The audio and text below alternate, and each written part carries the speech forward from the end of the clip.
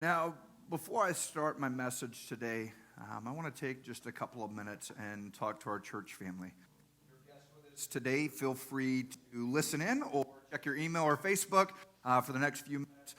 But I just wanted to talk to you for a minute. 2019 has been a difficult year. Our pastoral team and our leadership teams have gone through an unbelievable sequence of events. I don't have time to share them all, and it wouldn't be appropriate to share everything that's been going on, but I just wanted to give you a sense of what's been going on. Our youth pastor, Brenda, was laid off from her job earlier this year. It was unexpected, and she wasn't given much notice, and then she ended up taking a job that paid way less than what she was making just to bring in some kind of paycheck to help support her family. One of our advisory team members' son has been sick off and on for several weeks and even months. And it was once so bad that they essentially put him on quarantine to stave off anyone who might be sick around him so that he wouldn't catch whatever was going on. This school year, my wife Tina has had just an incredibly rough year. It's the hardest school year that she's faced in her over 10 years of teaching. She's constantly feeling overwhelmed and stressed and tired regardless of what she does. Some of you know that I myself have been battling some health issues for the past several years. Yet in the last couple of months, my migraines have become debilitative, knocking me out. Where I hadn't had any migraines for almost 6 months, now it seems like they're back with a vengeance and more powerful and more often than they've been previously. In addition to that, my back and my knee have been hurting worse than they have in several years. I could go on and on. Over and over, our team and our families have been hit with mysterious illnesses and injuries and other things that are going on in their life. Much of it is deeply personal, and it's still going on. But it's not just our team. The same story can be told all throughout our church. See, I've talked to many of you, and you've felt the same thing. Even in the last couple of weeks, some of you have mentioned things to me of things that are going on, tragedies and crisis, unexplainable sickness and disease. And it's been happening not only here in Mexia, but all of our campuses, where the campus pastors have told story after story of the enemy attacking. Now, you know me, I don't like to give Satan credit for anything, right? And I'm not the type of person that says that everything bad that happens is because of his attacks. As long as we live in this world, we're going to have trouble. Jesus told us that. But you see, this feels different because it is different. You've heard me talk about it some, but I believe that we are in the middle of a season of spiritual warfare. You see, Satan is fighting against us, and he's fighting strong. Please know, I am not defeated. We are not defeated. The God we serve is more than able. But you see, there are times that the battle is more intense, and it's time for us to step up our efforts. I'm tired of playing defense. It's time for us as a church to go on the offensive and go after the enemy. God put this on the heart of our former general treasurer of the Assemblies of God, Alton Garrison, as he thought and he prayed about what we're going through at all of our campuses. And God confirmed it through the lead pastor of our network and also in my heart. And so starting next Sunday, October 20th, and ending on Thanksgiving Day, we're calling our church family to 40 days of We're going to break the power that the enemy has by fasting. And we're going to believe God for the breakthrough to victory. Now, you might be thinking, Pastor Jason, there's no way I can go 40 days without eating. I understand that. Maybe you might even say, I don't know how to fast and pray. That's okay. We're going to learn together. And I'm not asking you to quit eating.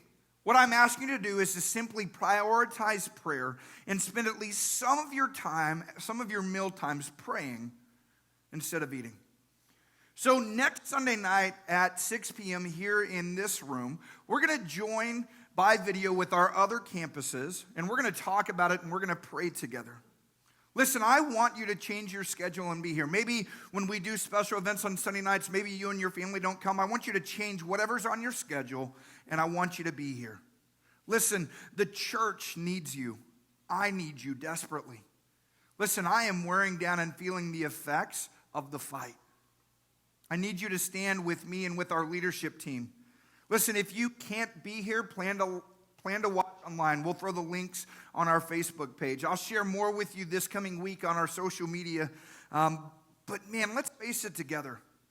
It's time. It's time to face the warfare, to go from the warfare to victory. Here's what I know is after a season of battle, there comes a season of victory. And I'm ready for the victory. Are you? Now, the timing of today's message seems particularly appropriate. And I want to talk to you today about depression and steps to help you move past it to victory. Have you ever been in a season of life where it feels like anything and everything is going wrong? You ever been there? When the phone rings or the email notification sounds, you're afraid that it's going to be more bad news and you don't even want to check it because you don't want to read what's on the other end. You're worried that one morning you're just going to crash and you're not going to be able to get out of bed. You're weighted down with fear and anxiety. You wonder what's next, what else could possibly happen and go wrong. You're exhausted from the anxiety and the stress. It doesn't matter what you do, you're always tired. You wonder if it's ever going to end, if your situation is ever going to turn around and things start to get a little bit better. Satan seems to be attacking every single day on every front. Have you ever been there? Listen, difficult and unexpected circumstances happen. Discomfort is part of life. Things don't always go your way, but discouragement is usually temporary, right? Someone else comes along and your spirits are lifted. I'm talking about something very different today. Not just discouragement, but depression. Depression is deep discouragement that hangs with you, and it leads you to believe that it's not going to get better, and it never will get better. Now, right off the bat, I want you to understand that it's not a sin to be depressed. Dealing with depression doesn't make you a bad Christian or a bad person. I also want to make it very clear that depression can be caused by chemical imbalances and other medical conditions. Now, needing medication to get your body balanced, healthy, and balanced is often necessary. Listen, don't throw away your medication without talking to a doctor. Now, I'm not going to talk today about the medical causes of depression because I'm not a doctor. But today I want to talk to you about when circumstances get you down and you find yourself battling discouragement and depression. See, one of the most famous men in all of the Old Testament was a prophet named Elijah. And Elijah was a man of great faith whom God used to do amazing and miraculous things. But this story is not a miraculous story. Instead, it's a close look at Elijah's lowest moment in his entire life. Let me set it up for you.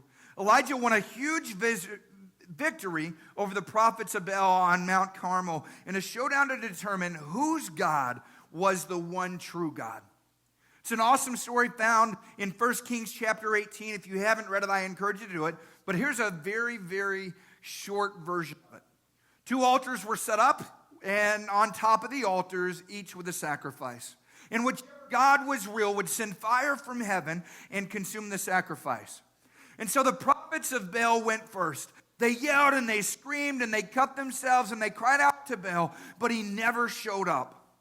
When they were done, Elijah poured water on the sacrifice, which to me just kind of seems like gloating a little bit, right? But he did that. He prayed a very simple and wham, fire from heaven fell, and it consumed the sacrifice and even the rock altar that it was placed upon. It was an impressive display. 1 Kings 18:39 says, when all the people saw this, they fell prostrate and cried, "The Lord, He is good. The Lord, He is good." You see, it was a time of spiritual awakening for a pagan nation. Then Elijah prayed, and God sent rain, ending a long drought. And another amazing moment happened. Elijah was riding high. He was famous, and he was popular. But you see, there was one person that didn't like Elijah. Jezebel, the wicked queen, was angry and jealous. And so Jezebel sent a messenger to Elijah to say, "May the gods deal with me, be it ever so severely, if by this time tomorrow I do not take your life like that of one of them." In other words, Jezebel said, "I'm coming after you, and I'm going to kill you if it's the very last thing I do." Now, Elijah should have gotten some kind of palace and a promotion for what had just happened. Because after all, he had just defeated Baal, and his God made it rain. Instead, Elijah got a death threat from the queen. It was wrong, it was unfair, and it was completely what he didn't expect. Like Elijah, you get depressed when things don't go the way you expect. You expected a raise, and instead you got laid off. You expected to make a nice profit, but instead you ended up losing money. You expected health, and instead got sickness. You expected to get ahead, and you ended up falling way behind. You see, that gap between expectation and reality becomes a source of discouragement. See, this is where a lot of people lose their faith. This is why marriages fail. Things don't go as you expect. And Elijah was afraid, and he ran for his life. See, Elijah had defeated all the prophets of Baal, and now he was afraid of one woman. See, Elijah had forgotten about his God and his strength, and he decided that he was on his own. He took off running for the queen. Sometimes, when things don't go as planned, you forget the strength and the power of God whom you serve. Right? You think that you have to come up with the answer. You get depressed when you forget the power of God. And instead, you try to handle things on your own.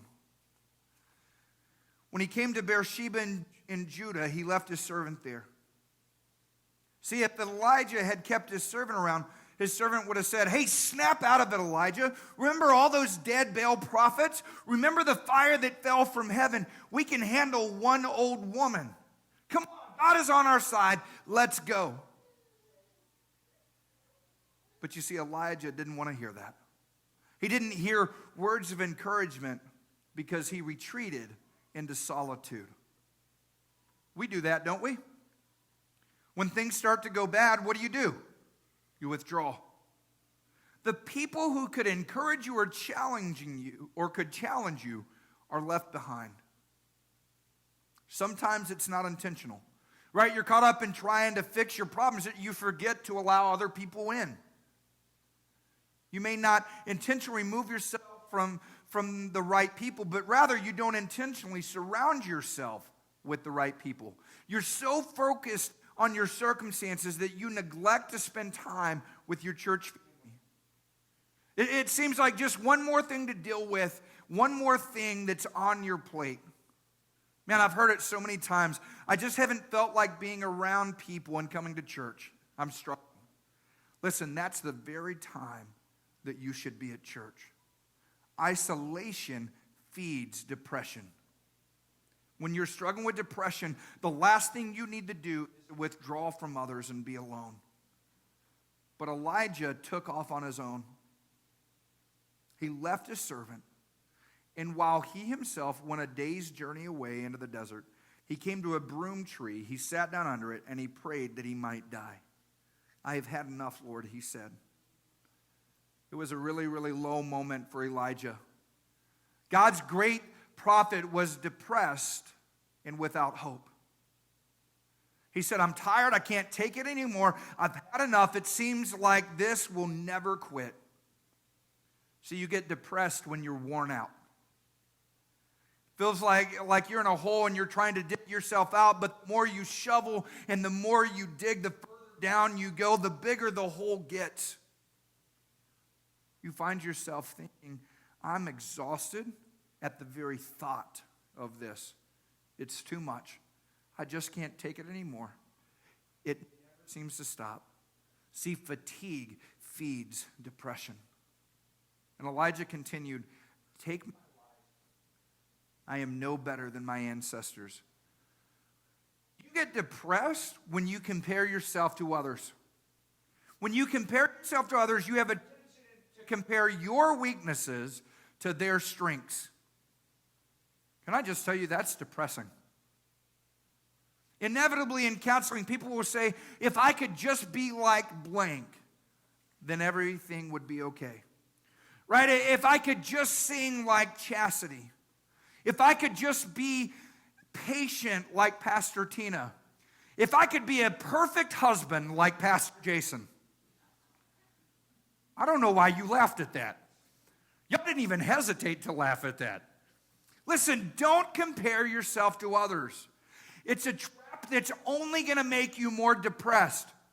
Listen, God didn't create you to be like so-and-so. He created you to be you. Stop comparing yourselves. Then he laid down under the tree and he fell asleep. All at once an angel touched him and he said, get up and eat. I guess you could call that angel food cake. I'm sorry. Verse 6. He looked around, and there by his head was a cake of bread baked over hot coals and a jar of water. He ate and he drank, and then he laid down again. And the angel of the Lord came back a second time, and he touched him, and he said, get up and eat, for the journey is too much for you. So the angel of God told Elijah, you can't make it on your own. This road is too long and too difficult. You need help. You see, you get depressed when you try to make it in your own strength. Paul wrote in 2 Corinthians 12:9, he said, but he said to me, my grace is sufficient for you, for my power is made perfect in weakness. Therefore, I will boast all the more gladly about my weaknesses, so that Christ's power may rest in me. That is why, for Christ's sake, I delight in weaknesses, in insults and hardships, in persecutions and difficulties. For when I am weak, then I am strong. Acknowledge your weakness and receive his strength. And so Elijah got up and he drank. Strengthened by that food, he traveled for 40 days and 40 nights until he reached Horeb, the mountain of God. And there he went into a cave and spent the night. Now, we kind of read that very quick, but I want us to think about that. From one meal, Elijah got enough strength for 40 days worth of traveling. Wouldn't that be amazing? Right? Wouldn't that encourage you? I know I would be amazed at that. And so Elijah traveled to the mountain of God, better known as Mount Sinai. It's a pretty good place to run when you're in trouble, the mountain of God. You see, Elijah knew what happened on this mountain. Mount Sinai is where God spoke to Moses out of the burning bush. Mount Sinai is where God gave the 10 Commandments and the law to Moses. You see, this was God's mountain. But Elijah wasn't on a mission from God. In fact, it was the exact opposite. Elijah was off mission. He was running. And Elijah took off because he was afraid, bitter, of an angry and evil woman.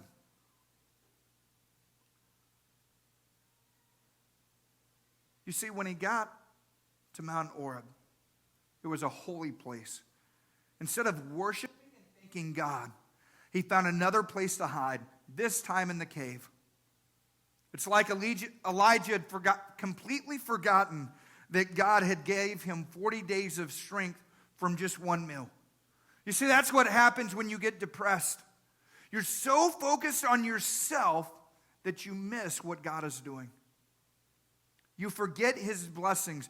You miss his miraculous provision.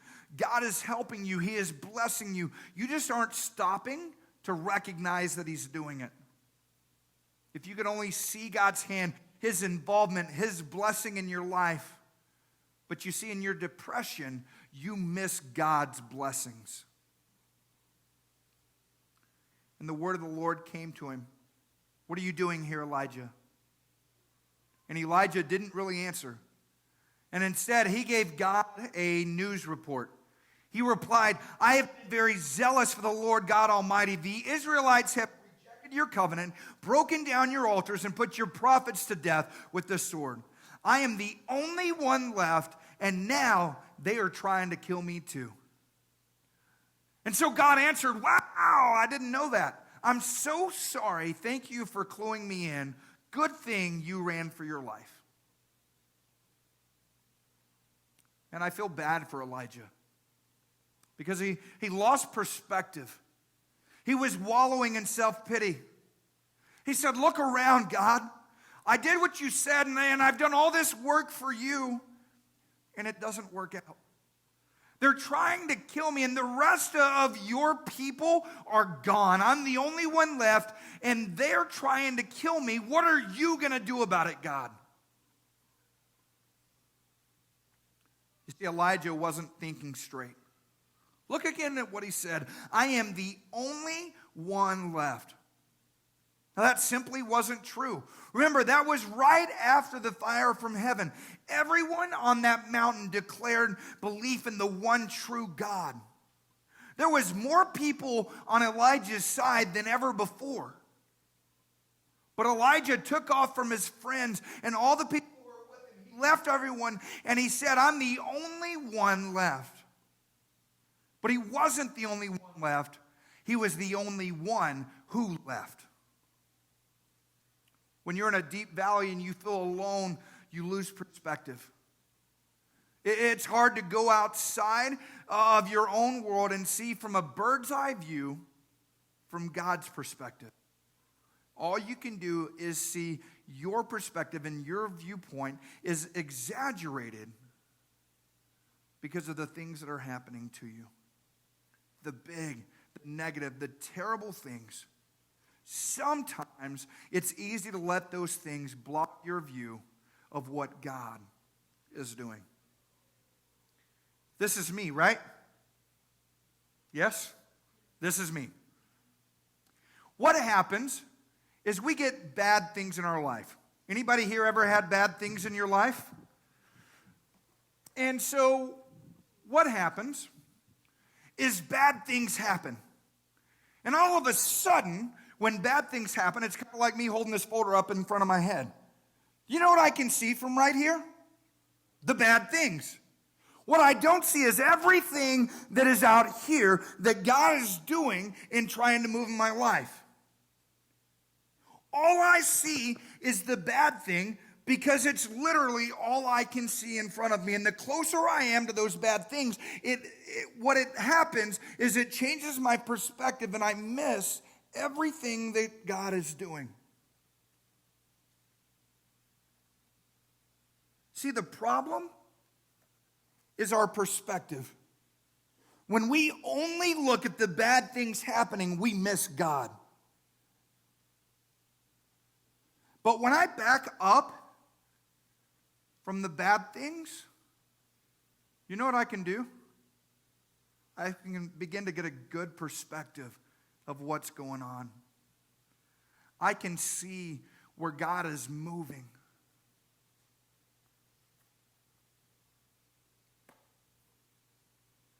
You see, because all you can see is your circumstances, just like Elijah, you exaggerate the negative. Our leadership team has experienced this. It's so easy to get caught up in all the things that need to happen that we miss what God is doing. And so for our leadership team, I challenge them to change perspective. Look for what God is doing. And it's the same challenge I want to give to you. Look for the ways that God is blessing you. Look at the ways that God is changing the circumstances for you. Listen, if you don't do that, you exaggerate the negative. Every mistake that someone makes seems like an attack. Every time someone forgets to say hello, it's a snub to you. You say things like, nobody loves me. Everyone is against me. There will never be another girl like her. No one will ever go out with me again. I'll never get out of debt. Everyone is against me. Everyone is talking about me. They have everything, and I have nothing. If you say those things, it's a sign that you're depressed. But you see what it also does? Is it makes you more depressed. You know it's not true, but you're allowing yourself to wallow in your self-pity, going from hiding under the tree to hiding in the cave. God would say today, move over. Move a couple of feet away and get out from under the tree. It's blocking your view. Take a couple of steps. Walk just right outside of that cave and look up. See me. I'm here. I'm for you. You are not alone. In Elijah's cave of depression, that's exactly what God did. God spoke to Elijah and said, go out and stand on the mountain in the presence of the Lord, for the Lord is about to pass by. You see, up until this point, Elijah was just running and hiding. He never once stopped in the presence of God. Now God said, get out of the cave. I'm on my way. God told Elijah where to go, but you know where to go. When you're depressed, don't stay home, isolated and alone. Go to church. Go to where God's presence can be felt. Get in your prayer room. Turn on worship music. Fight depression by getting in the presence of God. Listen, often this one step is enough for me. I just have to get in the presence of God. When I begin to worship, the troubles and the worries of life begin to diminish. And then a powerful wind tore the mountains apart and shattered the rocks before the Lord. And Elijah had to think, wow, that's awesome. That must be God. But the Lord was not in the wind. And after the wind, there was an earthquake. Okay, that must be God, right? But the Lord wasn't in the earthquake. And after the earthquake came a fire, but the Lord was not in the fire. You see, it was an awesome display of force and power, better than any fireworks show that you could see. But God wasn't in the wind, He wasn't in the earthquake or in the fire. In all those things, Elijah didn't sense or hear from God. But after the fire came a gentle whisper. Now, if you grew up in church, you might have heard this gentle whisper described as a still small voice. A better translation of that word is the sound of gentle stillness or silence. Right? Because it's difficult to describe the sound of silence, translators say a whisper or a still voice. But literally, after all of the noise, after the big display, there was a gentle sound of stillness. And that is where God was, in the silence and in the stillness. You see, that's what got Elijah out of the cave, because he knew that God was there. The silence brought Elijah out of the cave of despair. See, I think there's a lesson for us in that. In the church, I think that we've lost that kind of stillness. If it's silent, you get uncomfortable. Depending on your background, right? Silence might even mean that someone needs to speak. Someone needs to feel the silence. We get uncomfortable with the silence, and so we make it go away as quick as we can. See, if I said, hey, let's just be silent in here for a couple of moments, what would happen is some of you would begin to cough, or somebody would open a candy wrapper. It's what happens. You see, I'm afraid that we often miss out on what God wants to speak because we can't stand to be in silence. Listen, silence in God's presence doesn't mean God's not speaking to you. It's in the very silence that he wants to speak.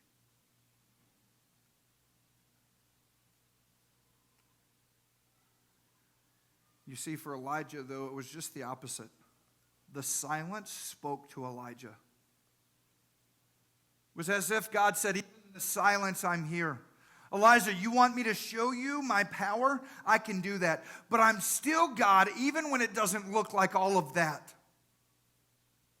I was present in the fire on top of Mount Carmel, and I'm also here in the low silence of Mount Sinai. I'm the God of the mountaintop, and I'm also the God of the valley. I'm here, and I'm with you. You see, in the highs, we point to our great God. But in the lows, we tend to doubt that God is there. Especially in the silence, we wonder, can God really be here? Listen to me, he is. Quit your striving, your fighting, trying to handle things on your own. Listen, you don't have to do anything. Just get in God's presence and be still. Stop. Settle yourself. Don't do anything. Just listen for God. Discover the voice and the presence of God in stillness, in the silence. Still know that he is God. Be still and know that he is holy. Be still, O rest the soul of mine. Bow before the Prince of Peace. Let the noise and clamor cease. Be still and know that he is God. Be still and know that he is faithful. Consider all that he has done. Stand in awe and be amazed. Know that he will never change. Be still.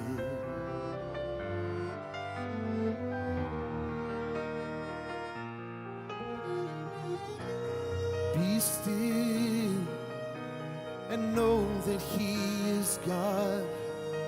Be still and know that he is God. Be still and know that he is God. Be still.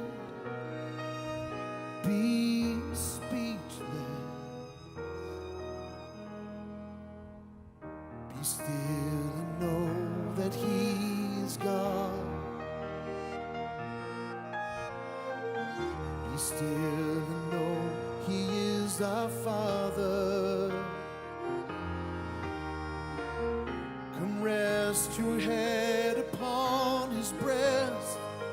Listen to the rhythm of his unfailing heart of love, beating for his little ones, calling each of us to come. Be still.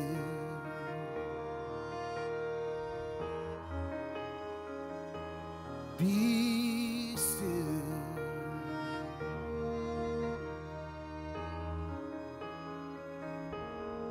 Be still.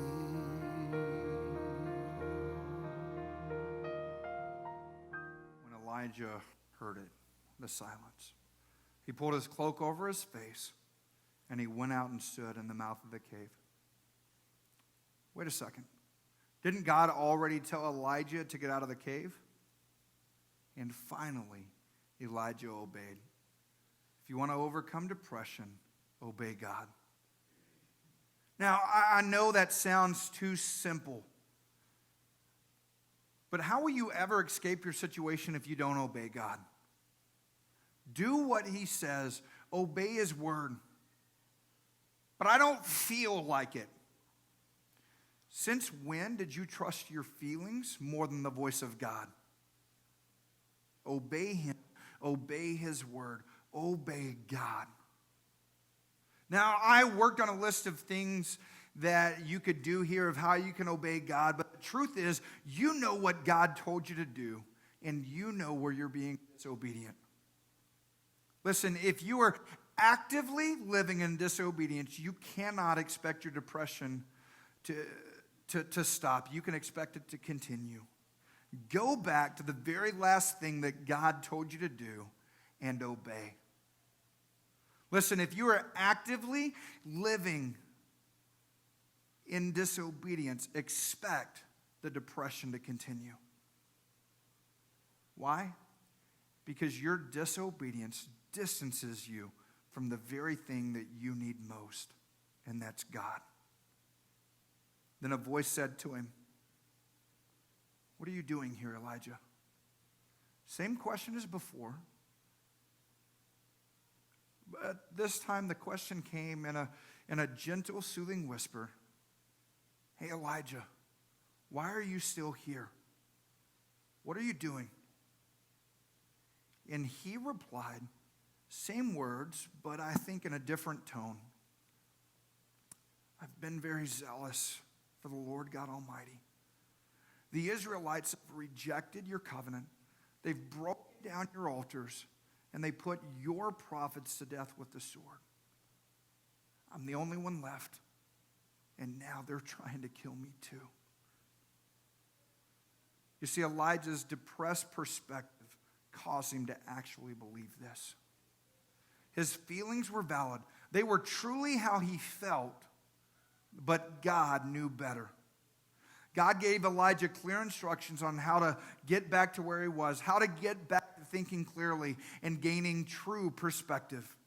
The Lord said to him, "Go back the way you came and go to the desert of Damascus, and when you get there, anoint Hazael king over Aram. Also anoint Jehu, son of Nimshi, king over Israel, and anoint Elisha, son of Shaphat from Abel Meholah, to succeed you as prophet." You see, God didn't want Elijah to stay at Mount Sinai. It was time to go back and do the very thing that he was supposed to do in the first place, leading Israel in revival, anointing kings and prophets.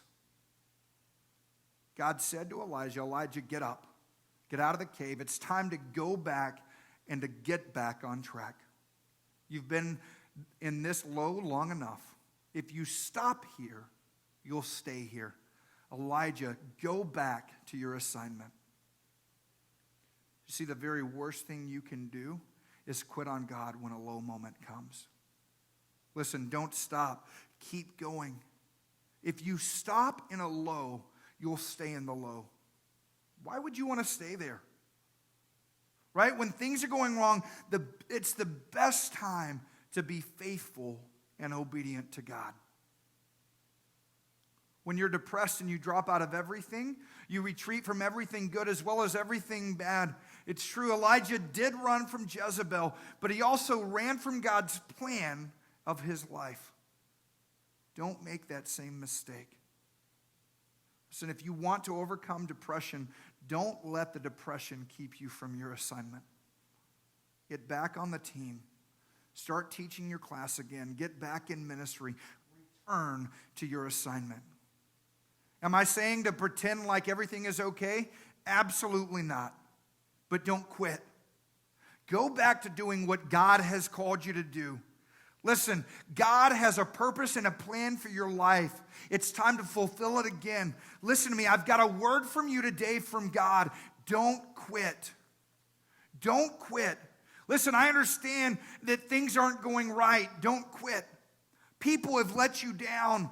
Don't quit. You feel isolated and alone. Don't quit. Listen, he is the God of the mountaintop, the highs, but he is also the God of the valleys and the lows. Do not quit. Now, look again at verse 16. Anoint Elisha to succeed you as prophet. Do you know who Elisha turned out to be? He was Elijah's most faithful follower who stayed with him to the end. God said, enough feeling sorry for yourself, Elijah. It's time to invest in others. In depression, you are completely focused on yourself. Fight depression by investing in others. Work with kids or students. Serve in our new preschool ministry. Use your talents and be on the worship team. Join a visitation team. Instead of just focusing on yourself, invest in others. Listen, I get it. In church work, sometimes people let you down. It's often the people that you've invested the most in. You give, and they turn on you. They betray you. They walk away. I tell our team, when that happens, go right back out and begin to invest in someone else. As fast as you can, give again. Don't let someone's failure turn you inward and bitter. Love someone, believe in someone, invest your life again. Let God use you to make a difference. And God finished with a reality check for Elijah. Jehu will put to death any who escape the sword of Hazael, and Elisha will put to death any who escape the sword of Jehu. Yet I reserve 7,000 in Israel, all whose knees have not bowed down to Baal, and all those mouths who have not kissed him. Now, do you remember what Elijah said? He said, I am the only one left. And God says, not quite, Elijah. In fact, there are 7,000 more people right now in Israel who have not bowed down to Baal, but who follow me. Not only are you not the only one, but there's over 7,000 people with you. When you're trying to overcome depression, remember, you are not alone. God is with you, and we are here with you. You aren't alone. There are people who will fight this battle with you. Don't go hide under a tree or in a cave. Don't withdraw. Don't go at it alone. Come out of the cave and let us fight with you. Listen, we will love you. We will encourage you. We will pray for you. And we will help you hear God's voice. Why? Because that's what family's for. We're in this thing together. Now, I want to pray with you today if you're in a moment or a season of discouragement or depression. You see, in the church, we have made it uncomfortable to admit that we're discouraged or we're depressed. And can I tell you, it's a shame. We're more worried about what people are going to think than about getting better. What are going to people think if you admit to being discouraged or depressed? They're going to think you're discouraged and depressed. Listen, we've all been there. And then they're going to tell you that they love you, they're going to encourage you, they're going to pray for you, and they're going to help you find your way out. Listen, don't withdraw. Don't go out alone. It's what family's for. And they're going to pray with you the entire way. Would you bow your heads with me? Just for a moment before we pray, we're just going to be still in God's presence.